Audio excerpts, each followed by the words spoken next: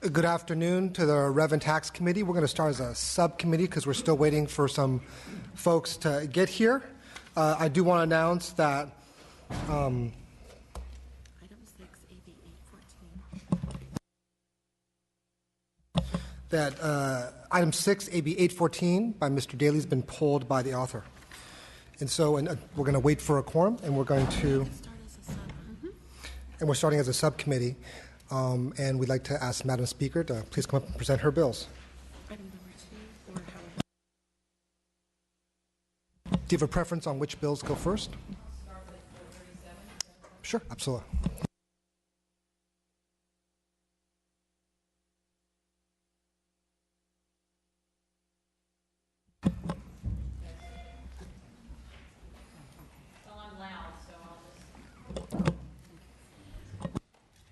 Mr. Chairman and members, I want to thank you. And Mr. Chairman, I particularly want to thank you and the Vice Chair for allowing me to go first, and to my colleagues, thank you. First off, on AB 437, I want to accept the committee's suggested amendment of reducing the sunset date on the grant program to 5 years. It's my pleasure to present AB 437, which allows small businesses to receive a grant from the state in proportion to the amount of the research and development tax credits they have earned. Creating a grant program as part of the California Research Tax Credit helps small businesses to monetize some of the research and development tax credits they receive and reinvest those resources.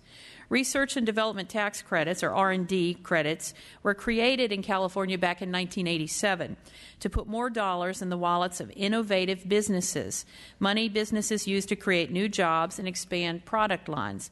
However, data from the Franchise Tax Board shows that often small and medium-sized companies are able to earn the R&D tax credit but not able to receive their monetary benefit because these businesses don't have enough taxable liabilities. AB 437 is not a reimbursable credit. It's a grant program which uses the R&D tax credit to determine how much investment the state should provide the small business.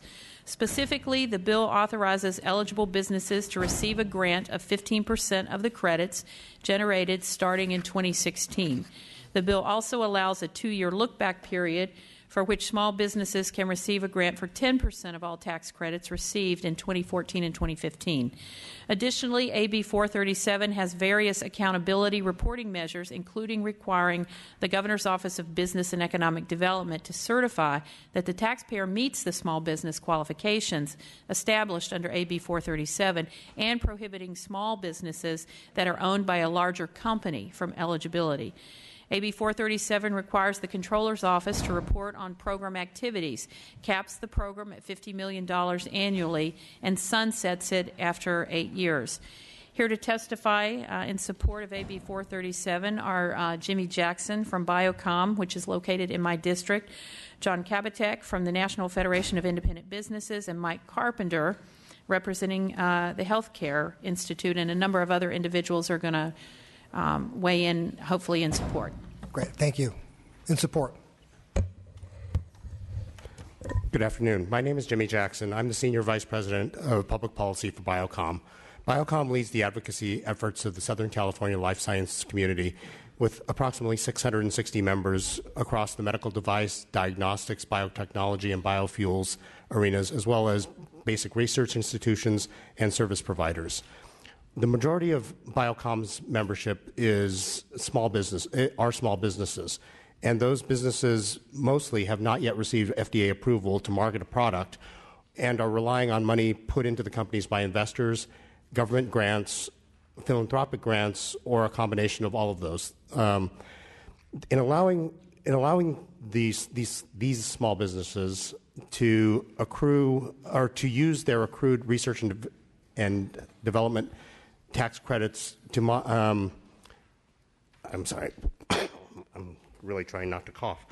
In allowing small businesses who have accrued research and development income tax credits, these grants will allow these companies to hire scientists or to further their proof of concepts that they are trying to achieve in order to make these discoveries and these proposals more attractive to further develop into those things that will save lives. Oh, thank you so much. Again, I do want to emphasize that these tax credits are things, or these R&D credits are things that these companies have already accrued. Although each grant will not be that significant according to state budget norms, for these companies, they may represent a lifeline that keeps them going for another 6 to 12 months and allowing them to get to the point where they can continue operating and attract the investment capital that they need to become those great new companies. For our member companies, this means the creation or preservation of high-wage, environmentally friendly jobs and the economic benefit that they create. And we thank you for your support of AB 437. Okay, thank you. Next witness. Thank you, Mr. Chairman and committee members, and thank you to Speaker Atkins for introducing this. My name is John Kabatek. I'm the California Executive Director of the National Federation of Independent Business. We serve about 22,000 small and independent businesses across California, and we are in support of AB 437. And to put it into perspective, California is gradually turning a corner towards recovery, but it still remains home to some of the highest business costs in our nation. Small businesses need certainty. They need certainty to grow jobs and contribute to the economy. And California has this golden opportunity to help inspire our entrepreneurs to realize their dreams. AB 437 is a very important step in that direction, and it's a means of helping to re-energize creativity and entrepreneurism in our state, and it lets small business owners know, frankly, that our leaders are committed to success and expansion on Main Street. This is all about more businesses, getting more products into the pipeline, and putting more people on the payroll. This legislation is responsible. It's positive policy that helps to encourage businesses, small businesses, to think big and to take their ideas to the next level with an incentive, an important incentive, right out of the gate to help inspire them to realize their dreams and create more jobs. So we ask for your aye vote, and we very, very enthusiastically support AB 437. Aye. Mr. Chairman, members, Mike Carpenter on behalf of the California Healthcare Institute. Our membership includes the state's leading biomedical research institutes and companies, from academic research institutions to startup R&D companies to major manufacturers of medical therapies and treatments. Our industry is the end result of an extensive research and development pipeline. This biomedical ecosystem begins in the state's outstanding academic centers and research institutes, continues with an entrepreneurial startup culture that rewards risk takers, and culminates with successful discoveries and companies that produce hundreds of drugs, diagnostics, and devices right here in California. Our state's biomedical industry is also a leader in terms of its contribution to global public health, because, simply put, our products save and improve human lives. The 6 leading therapeutic areas of biomedical research and development in California include cancer, infectious diseases, including HIV, central nervous system disorders, hormonal diseases, including the public health scourge of diabetes, immune system diseases, and cardiovascular disease. The sector also serves as an increasingly important element of the state's economy, as Mr. Jackson was saying. Is located in the huge cluster of our companies are located in the Speaker's District. We employ more than 270,000 Californians. That's more than twice as many as the motion picture industry, I might add, with an average wage that tops $100,000. And in 2013, our industry contributed nearly $4 billion in taxes to California state and local governments. This sensible bill creates a targeted grant program that would allow small businesses with $5 million or less in gross receipts to cash out a portion of the tax credits that they have earned and use them to reinvest in further research and development. That's what our companies do. This very modest grant program would only apply to small businesses. It's capped at $50 million a year, and I guess it now sunsets in only 5 years, which ought to give us enough data to quantify its intended benefits. This is needed because smaller companies, which are often the incubators of breakthrough treatments, have trouble benefiting from the state's R&D tax credit. According to the Franchise Tax Board in 2012, companies with gross receipts between $1 and $10 million were only able to capture 3% of the R&D credits that they had earned. So we just believe that the Speaker's effort to encourage R&D investment, which this bill does, makes tremendous public health and economic sense. It makes public health sense because we're developing the products that save and improve human lives, and it makes economic sense because eligible small companies must conduct their R&D in California, and these are precisely the kind of socially beneficial, clean, and well-paying jobs that the state wants to attract and maintain. So we would strongly, strongly urge an aye vote. Okay, further witnesses, just your name and support position. Your position. Thank you. Yolanda Benson with the California Asian Pacific Chamber of Commerce, representing over 600,000 API businesses. Innovation starts with small companies, and we are absolutely in support of this bill. Thank you. Mr. Chair, members, Jeremy Mers on behalf of the California Chamber of Commerce. We just came on in support, but enthusiastic support nonetheless, and we urge aye vote. Thank you. Thank you. Good afternoon. Chris Rosa, representing two trade associations that represent flexible and printed electronics developers, Flex Tech Alliance and SEMI, in support. Great. Thank you. Anyone else in support? Anyone in opposition? Chairman, members, Madam Speaker. Samantha Corbin on behalf of the California Tax Reform Association, unfortunately in opposition to this bill. In particular, while this program is referred to as a grant program, we're concerned that there's not criteria about the success of these investments. Unlike with the housing tax and the movie credit tax, in which a very clear application process exists, we're essentially incentivizing up to $50 million a year projects that may ultimately fail, making the state an investor on programs for which we have no accountability. Unfortunately, for those reasons, we oppose this measure. Thank you. Okay, thank you. Madam Speaker, would like to close. Well, sorry. Any questions? Mr. Mullen? I don't have a question, Mr. Chair. Just want to thank Madam Speaker for carrying the legislation. As the chairman of the Select Committee on Biotech, I have over 100 companies in my district. I know many can benefit from this kind of approach. We have lots of unused R&D credits. So thank you for pushing this. Proud to co-author. And I came in just a little bit late, and I'll move the bill if it hasn't already been moved. Sorry, Madam Speaker. Anyone else?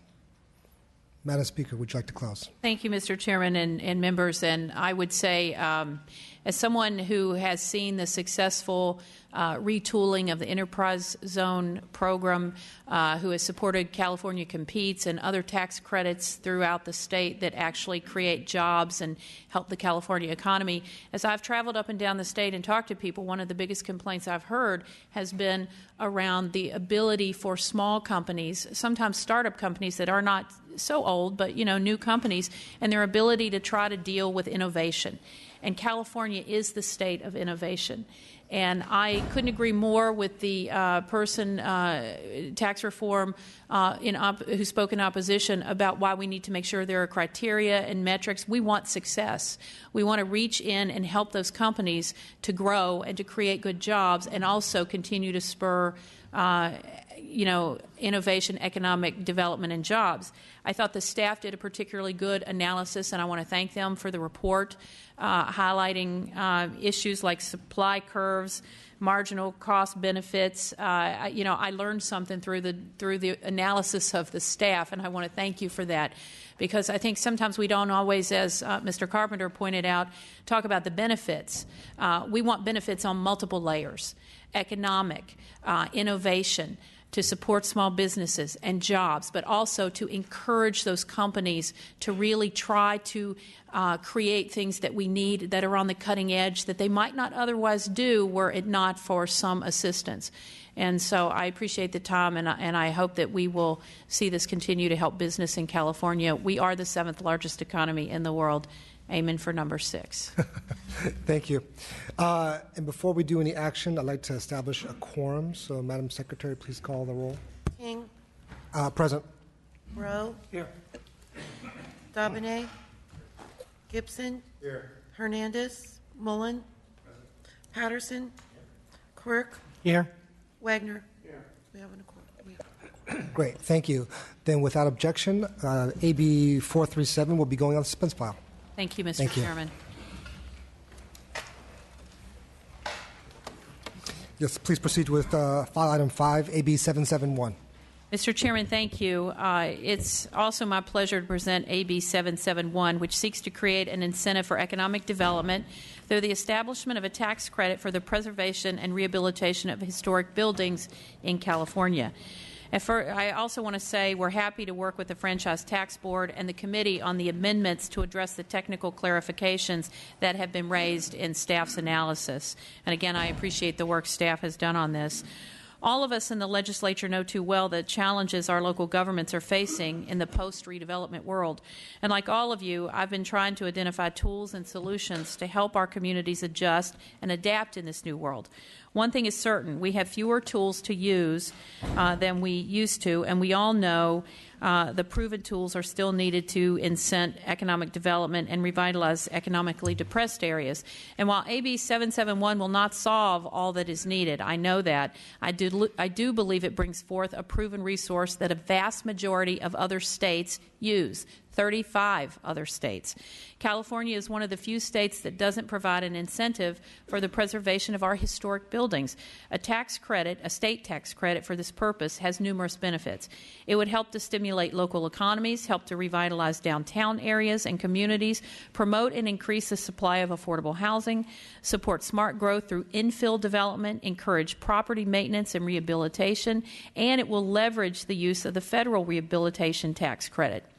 Additionally, it would increase construction and building industry job creation. It would increase state tax revenues through increased employment and wages, increase local property tax revenues through increased property values, and increase local tax revenues through sales tax and heritage tourism.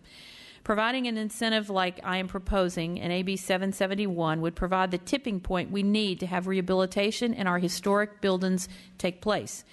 The awarding of the credits will be a competitive process in which projects must prove their economic impact prior to receiving the credit, and one that will be subject to annual review for effectiveness. And finally, we provide an additional 5% credit for projects that are creating social good or in disadvantaged or underutilized areas. This for uses like affordable housing, military base reuse, transit-oriented development, and use of government surplus property.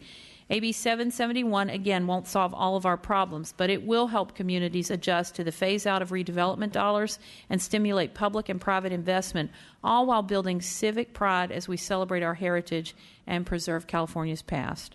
And here to testify in support of AB 771 are Cindy Heitzman, the Director of the California Preservation Foundation, and Mark Christian, the Director of Legislative Affairs. Oh, is he back? Okay. For the American Institute of Architects. Thank you. Please proceed. Thank you. Thank you, Chairman Ting and members of the Revenue and Taxation Committee. My name is Cindy Heitzman, Executive Director of the California Preservation Foundation in San Francisco. I'm here today representing a broad-based coalition of community and professional organizations who support AB 771. Our deepest thanks to Speaker Atkins for her leadership in authoring AB 771. The California Preservation Foundation and the California Council of American Institute of Architects are co-sponsors of this bill. This bill is designed to promote community revitalization by restoring historic buildings through a program which ensures that the state recovers its investment. It is structured this way, and experience from other states demonstrates the leveraging effect of the state historic tax credit on construction activity in communities. AB 771 is modeled on the successful federal historic 20% tax credit, which has been in place since 1976. Over the past 10 years, the federal tax credit program generated over $1.5 billion in certified expenses in California projects, as varied as the $69,000 rehab in Chico to the $98 million rehabilitation of the Ferry Building in San Francisco. Currently, 35 states have historic tax credits, including Nebraska and Texas, which both adopted tax credits last year. In addition to California, the Oregon legislature is also considering adoption of a state historic tax credit this year. In one study conducted on the economic impacts of the Ohio historic tax credits, participants noted that one great advantage of their tax credit is that it leveraged other funding. According to study participants, without state tax credits, 80% of the projects would not have been completed. Kansas saw an increase from 2.4 projects average over a 21-year period to over 68 projects annually when their state historic tax credit was enacted. And the state of Wisconsin saw a doubling of projects in 1 month after the enactment of their tax credit program for what they saw over the entire preceding year. Many of the successful tax credit projects in California have been catalytic, improving not only the individual building, but increasing the construction economic vitality of surrounding areas. We can only imagine the increased benefit to communities with the state historic tax credit in place. If passed, this bill will create construction and building industry jobs. It will enhance state tax revenues to increase economic activity, employment, and wages, increase local revenues to increase property values, sales taxes, and heritage tourism, stimulate the economy and sustainable development, reduce blight, and preserve the rich legacies of California's communities. It will also serve to improve public safety through financial incentives for improved seismic retrofit and other life safety performance of historic buildings. And it will be done through a screening process that ensures a positive return on investment to the state. With AB 771, our communities benefit, our heritage is preserved, and the state will recover its investment. I thank you, and we encourage your support of AB 771. Great, thank you. Next witness. Mr. Chairman, members, Madam Speaker, my name is Richard Polanco. I'm a former member of this great institution. I had the honor and the privilege of serving for 16 years. I'm here today representing Enhanced Capital Partners. We are a national investment firm. We are able to utilize and leverage to the benefit of communities that would otherwise not be able to have access to certain kinds of capital. Historic preservation is an incredible opportunity for this body to step up, like 30 other states have already stepped up, and bring a public-private partnership to communities throughout the state of California that will benefit tremendous from this bill. Thank you for the opportunity to address you very briefly, and we would ask for an aye vote. Thank you, Ms. Blanco. Anyone else in support? Thank you, Mr. Chairman and members. Mark Christian with the American Institute of Architects California Council, in support for the reasons already stated. Thank you. Thank you. John Kabatek, California Executive Director, National Federation of Independent Business, in support. Thank you. Anyone else in support? Okay, any opposition?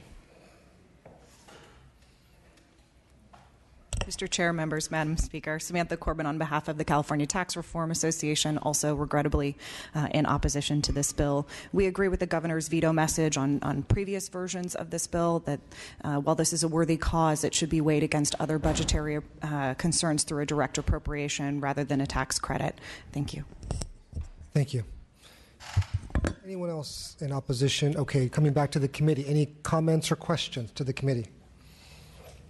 Yes, Mr. Brown. Thank you, Mr. Chairman. Madam Speaker, thank you for bringing this forward. I am a big fan of California's rich history, and I'd like to be added on as a co-author. Thank you. Thank you. Mr. Gibson. Thank you very much. I also want to thank the Speaker for bringing this bill before us. Certainly, I'm motivated to support this particular bill because, one, we need to put Californians to work, and this is certainly a vehicle in order to put people to work. I represent a district that has double digits unemployment, and certainly we can put people to work that really wants to work, and also for trying to preserve and restore some of our historic buildings, I think it's the right step because we want to make sure that all these buildings reflects the rich history of the state of California moving forward. And I think also for our children as well, this will certainly be a benefit. And so I'm excited what I've been able to read, and I think the governor got it wrong, and hopefully he'll get it right. Thank you.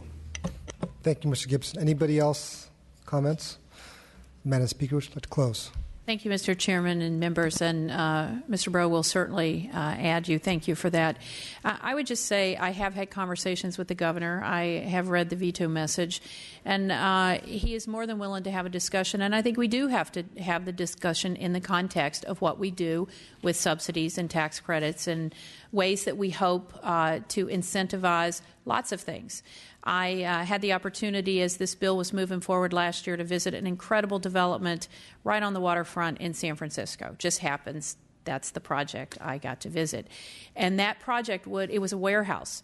They're going to do affordable housing. They're going to revitalize the area. This tax credit would have been an incredible piece of that financial portfolio, and it would have leveraged other dollars. And anything we can do to leverage dollars and bring more money into projects in California, I want to do that. And not far from that development is the ferry building, one of the best examples of a project that used historic tax credits. And of course, if you look at what that's done, the tourism, people go there because the businesses within that building, a very smart business plan, are all local. So people from all over, including San Diego, are not necessarily going to get to know about those businesses and the products unless they go to the ferry building. So I'm all about creating jobs, about protecting our historic fabric, which is so important in California, from San Diego all the way to the border in the north. And so I hope that my conversation with the governor will be fruitful this year, and I think this is a good thing, and I thank you for the indulgence of your time. Thank you, Madam Speaker. Then, without objection, we'll be placing AB 771 on suspense. Thank you. Mr. Gomez, and as Mr. Gomez is coming up, I have to run to a joint legislative budget committee, so I'll be turning over the gavel to my vice chair, Mr. Breaux.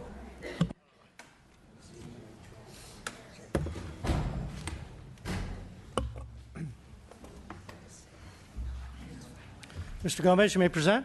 Yep. Mr. Chair and members, today I'm presenting Assembly Bill 88, which aims to maximize the amount of ratepayer funds used to provide energy and water efficient appliances to low-income Californians. This bill would provide a sales and use tax exemption for energy and water efficient home appliances purchased by a public utility that are provided to low-income Californians at no cost. The legislation also requires any savings resulting from the exemption to be used to purchase more appliances to serve more low-income individuals and thereby reduce energy consumption and water usage. The low-income program individuals would be a participant or residing with a participant in one of the various state or federal assistance programs, or an individual who has a gross income of less than 200% of the federal poverty guideline. These type of replacement programs not only benefit the low-income families and the individuals, but also benefit our entire state. As such, AB 88 also aims to be consistent with Governor Brown's recent drought executive order, in which he directs the California Energy Commission and Water Board to implement a statewide appliance rebate program for the replacement of inefficient household appliances. Finally, I want to thank the committee for working with us on this bill. I'm committed to working with the chair, the committee staff, as well as the BOE to continue to refine this legislation. Here to speak on the bill, I have Camille Dixon with Office of the Honorable Jerome Horan, Chairman of the Board of Equalization, and Jeff Woles, Wallace, General Manager for the Appliance Recycling Centers of America. Good afternoon, Mr. Chair and members of the committee. My name is Camille Dixon. I am testifying on behalf of Jerome Horton, Chairman of the State Board of Equalization. Mr. Horton supports AB 88, which will provide a sales and use tax exemption for a public utility's purchase of energy-efficient appliances that are provided at no cost to low-income participants in a federal, state, or ratepayer-funded energy efficiency program. Eliminating the tax imposed on a utility company's purchase of these appliances will enable the utility to purchase the greater number of water and energy-efficient appliances and assist more low-income participants. This bill is consistent with the intent and spirit of the law and the legislature's goals of reducing poverty in California. Equally important, the potential tax loss from the implementation of AB 88 will be offset by the generation of income, utility, and other tax increments generated from the increased employment and income activities associated with the bill. As a percentage of their nominal after-tax household income, the energy and water costs that low-income households pay are approximately 2 to 3 times higher than those of middle-income households. Providing energy and water-efficient appliances to more low-income participants in the federal, state, or ratepayer-funded energy efficiency programs will extend the benefit of lower costs to more families, helping lift them out of poverty. As public officials, we must work to the level work to level the playing field for low-income families to help them reduce their water and energy usage and costs. Enabling utility companies to provide energy-efficient appliances to more low-income Californians through AB 88 is an important step toward that goal. The BOE analysis currently estimates 12 million annual state and local sales and use tax revenue loss as a result of the exemption. The analysis considers a broad range of appliances. However, the estimated revenue loss will likely decrease as the bill will be amended to include a very narrow category of appliances. Thank you for all your hard work that you do, and I ask that you support this bill. Thank you.